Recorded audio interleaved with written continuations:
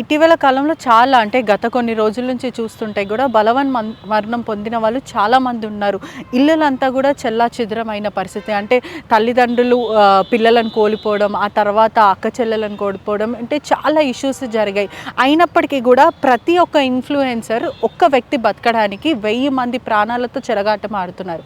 To be honest, ఇంతమందిలో చాలామంది influencer ఒక్కొక్కరు అంటే గల్లీకి ఒక ఇన్ఫ్లుయెన్సర్ తయారయ్యారు. ఇప్పుడు చెప్పాలంటే ఓపెన్గా గల్లీకి ఒక యూట్యూబర్ ఉన్నారు. డిఫరెంట్ ఒక టాపిక్స్ తోని వాళ్ళు వస్తున్నారు. ప్రతి ఒక్క ఇన్ఫ్లుయెన్సర్ చేసే పాడు పని ఏంటంటే బెట్టింగ్ యాప్స్ని ప్రోత్సహించడం.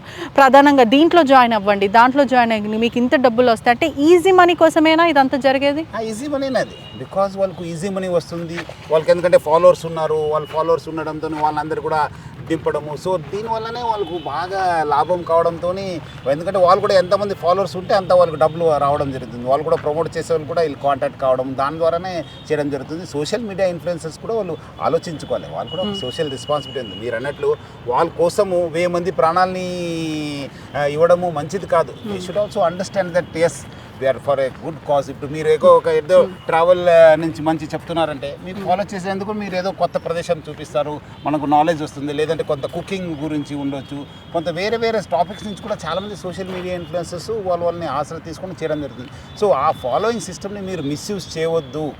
మీరు మంచి కోసం యూజ్ చేయండి. మీకు ఏదో డబ్బులు వస్తుందని చెప్పి చాలామంది ఇప్పుడు ఆల్రెడీ మీకు తెలిసి ఉంటుంది, మీకు ఈ టీవీలో కూడా చూశారు. చాలామంది ఎంతో కోట్లతో వాళ్ళు ఇల్లు కట్టుకున్నారు, బైక్స్ కొనుక్కున్నారు. కొంతమంది ఏమో బైక్స్ ఇట్లా కాల్చేస్తున్నారు. సో ఇట్లా వాళ్ళు ఏదో ఆశ చూపించి చేస్తున్నారు అది. సో అది మంచిది కాదు. సో వాళ్ళు కూడా అర్థం చేసుకోవాలి. వాళ్ళు కూడా ఒక సోషల్ రెస్పాన్సిబుల్గా ఫీల్ కావాలని చెప్పి నేను కోరుతున్నాను. మీరు చేసిన ట్వీట్స్ సెన్సేషనల్ అయింది. దీని మీద నాని అనే వ్యక్తిని వైజాగ్ నుంచి అరెస్ట్ చేశారు. ఆ తర్వాత ఇప్పుడు బన్నీ సన్నీ యాదవ్ అతని మీద కూడా గాలింపు చర్యలు కొనసాగుతాయి. నెక్స్ట్ టార్గెట్ హర్ష సాయి అంటే ఏం చెప్తారు? లేదు, నాకు ఎవరు అట్లా కాదు. మనకు చాలామంది మన మీడియా ఫ్రెండ్స్ చెప్తున్నారు, పబ్లిక్ కూడా నాకు చెప్పడం జరుగుతుంది. ఏమంటే వీళ్ళు ప్రమోట్ చేస్తున్నారు అని చెప్పి. ఇంకా కొంతమంది చెప్తున్నారు వాళ్ళంతా ఆల్రెడీ వాళ్ళు ఆల్మోస్ట్ చాలామంది వాళ్ళ ట్వీట్స్ వాళ్ళు ఒక ఇది కూడా డిలీట్ చేస్తున్నారని చెప్పి కూడా తెలిసింది. బట్ అది ఒక పరిష్కారం కాదు కదా. ఫస్ట్ ప్రమోట్ చేయడము ఇల్లీగల్, అది అర్థం చేసుకోవాలి. వాళ్ళు కూడా ఒక సోషల్ రెస్పాన్సిబిలిటీగా ఫీల్ అయ్యి సో ఎవరు కూడా నాకు టార్గెట్ అనేది ఏం లేదు.